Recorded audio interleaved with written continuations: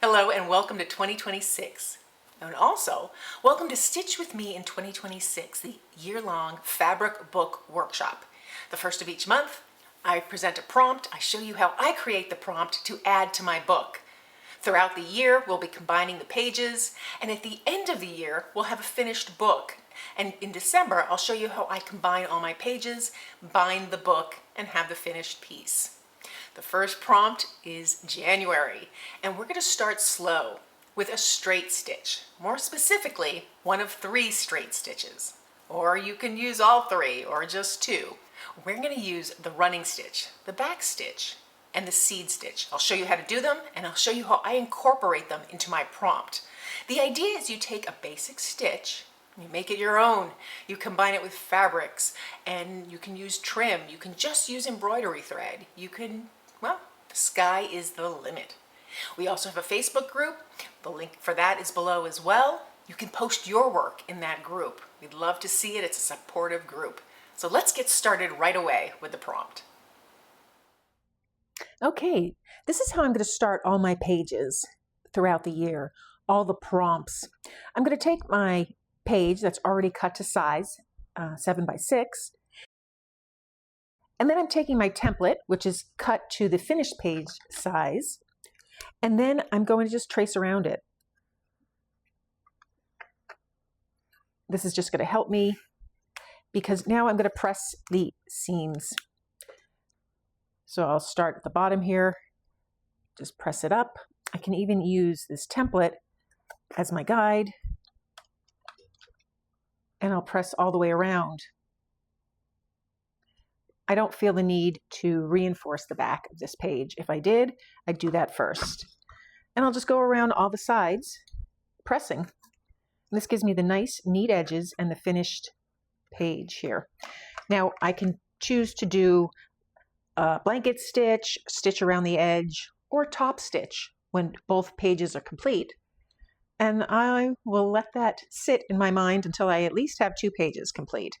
And then I'll figure out what I want to do. Now, one thing I want to do, this is optional, as you can see here, I have all this extra layer of fabric in each of the corners. There's 2 layers here and 2 layers here. So all I'm going to do is open up the corner, and I'm just going to snip off just a little bit of that square off each one. It's a little bit off a square. You can see I have taken a little triangle for each side here.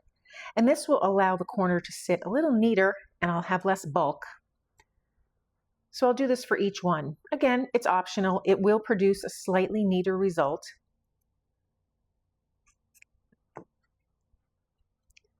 But the page will sit a little bit neater this way. Now, the fabric will not stick down. You can use a glue stick to temporarily hold it in place. You can pin it. I like to use these little clips.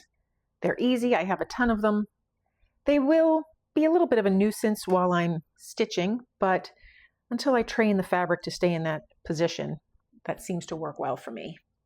So now I want to actually work on my prompt.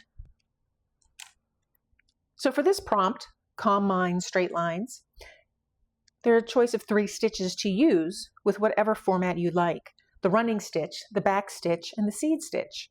They're just straight little stitches. You can put them together to create a line or a shape, or you can make them haphazard to fill them in. It's kind of a fun one. I'm going to start by just making concentric squares using stitches and using this fabric. Oh, can't wait to dive in here. So I'm just going to take a piece of the fabric, trying to get some of the colors that I really like.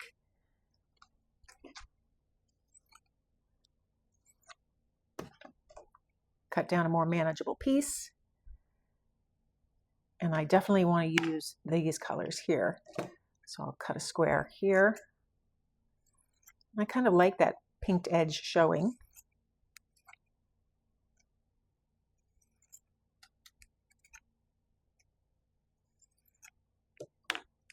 And it's more of a rectangle. I can trim it even further. just to get a little bit of a square going on. First thing I'm going to do is stitch this center square down. I think I'll just use some black pearl cotton to do that. So I have my pearl cotton with a knot on the end threaded through my needle, and to tack it down I'm just going to make little teeny stitches. I'm not going to frame it entirely.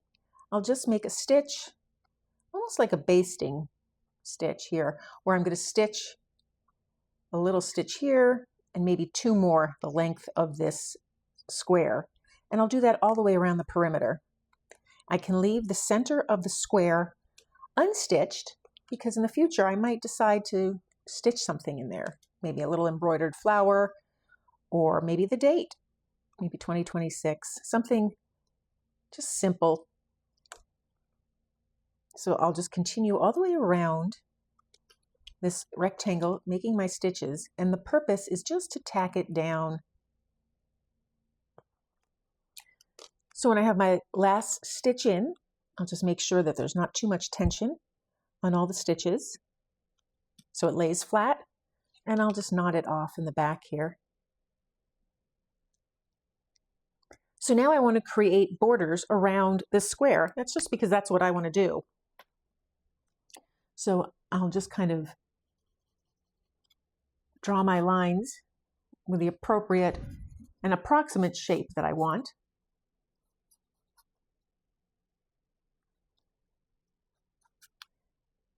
And I'm going to now make another line just a little bit wider, maybe 1/4 inch, like this.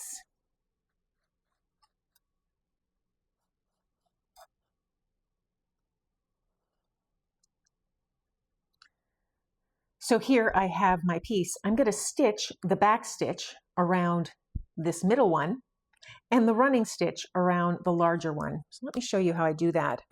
And I'll use my black thread again for that. I'll start by making a knot, my thread. And then I'm going to start here in this top corner.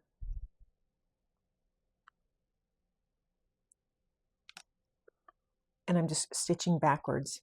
So I stitch one, whatever length I want, and I'm going to try and emulate that length. So I'll come in here and bring my stitch just shy of that first stitch. And I'll continue that all the way around. Again, trying to maintain very similar size stitch, similar length stitch. And I'll go all the way around.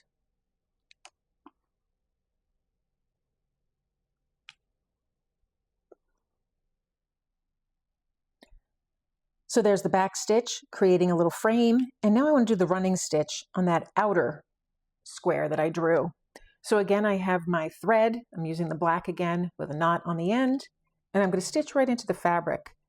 Now I like to pull my first thread all the way through. I think it anchors it well. And then from here, I'm just going to do the running stitch. So I'm just going to rock my stitch back and forth through the fabric. I'm going to rock my needle back and forth through the fabric, trying to keep a somewhat small stitch length. And I get multiple stitches from one little poke here. So I'll keep doing that all the way around the length of this square that I drew, going down the line, pulling the thread through. And it's a quick way. You can use it to baste, depending on how far you stitch apart your stitches, the distance between stitches. When you baste, usually you remove that basting thread. So by stitching far apart, it's easy to snip the thread and just pull it out. If I get to a tight area, I will just do a straight stitch. And then I can come over here and continue all the way through. And it happens pretty quickly because I'm getting so many stitches with one poke here, one go.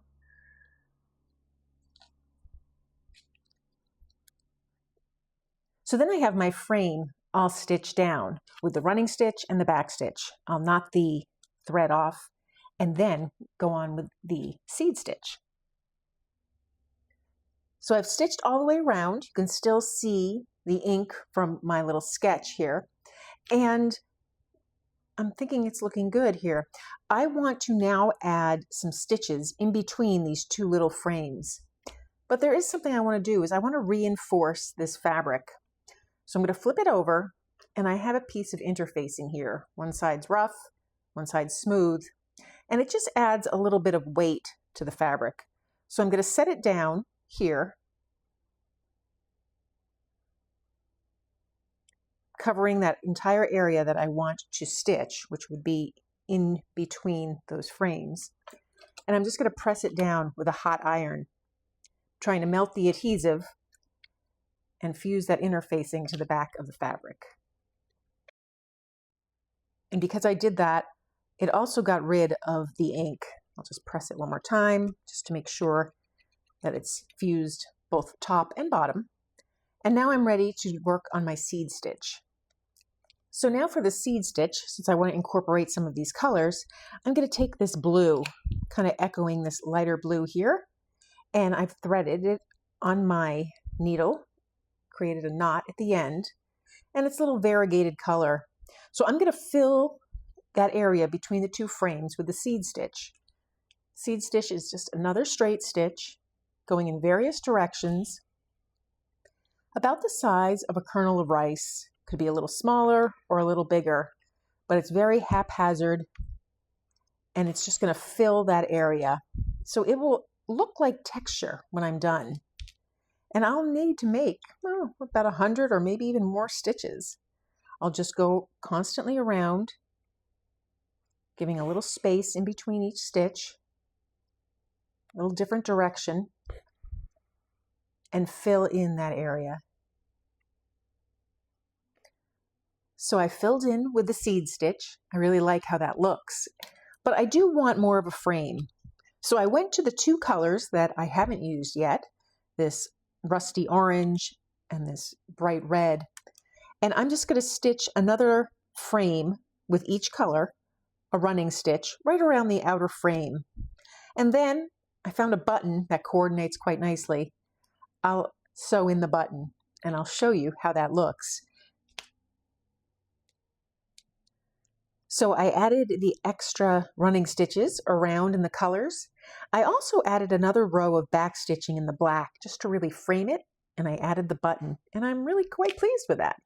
Now, I don't have a label on this. In last year's Stitch With Me 2025, I added a little label. I'm considering adding a label as a tag on the side, but I'm not there yet. So I'll wait and do another page and then decide. Since I'm not attaching the pages just yet, I've got some time to work with that. So I'll give that some thought. So that's my finished prompt for the first month of Stitch With Me in 2026.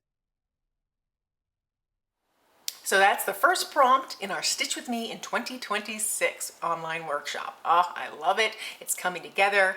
I'll give some thought to how I want to attach a label to my page. I have some ideas running around, but I want them to solidify before I present them. If you found this video helpful, please give it a thumbs up and be sure to subscribe. Thank you for joining me. I look forward to seeing you next month.